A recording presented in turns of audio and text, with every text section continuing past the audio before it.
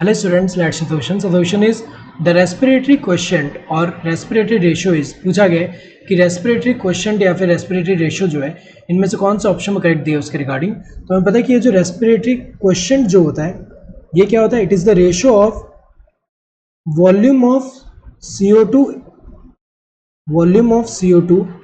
evolved to the volume of O2 consumed during respiration. So कोई भी respiratory substrate का जब ऑक्सीडेशन हो रहा है तो वहाँ पर जो है जो रेस्पिरेशन में वॉल्यूम ऑफ CO2 जितना इवॉल्व हो रहा है to the volume of O2 जो कंज्यूम हो रहा है उस रेशियो को हम क्या बोल रहे हैं, रेस्पिरेटरी क्वोशिएंट बोल रहे हैं। तो ये अगर हम देखिए वेरी करता है, जैसे कार्बोहाइड्रेट्स की अगर हम बात करें वहाँ उनके लिए 1 है क्योंकि जितना वॉल्यूम ऑफ CO2 इवॉल्व हो रहा है उतना ही वॉल्यूम ऑफ O2 कंज्यूम हो रहा है।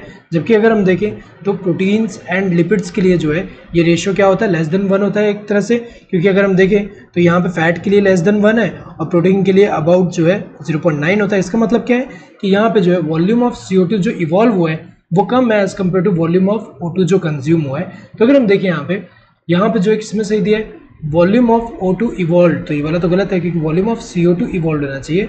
देन यहाँ पे जो है वॉल्यूम ऑफ O2 कंज्यूम्ड ये भी गलत है, ऊपर जो है वॉल्यूम ऑफ O2 कंज्यूम्ड ये गलत है, वॉल्यूम ऑफ CO2 कंज्यूम्ड ये गलत है, CO2 कंज्यूम्ड नहीं इवॉल्व होना चाहिए। So volume of CO2 consume यहाँ पे जो इवॉल्व हुआ है to the volume of O2 consume हुआ है ये करेक्ट दिया हुआ है यहाँ पे इसका। So correct answer to this fourth one वो भी understood the question. Thank you, all the best.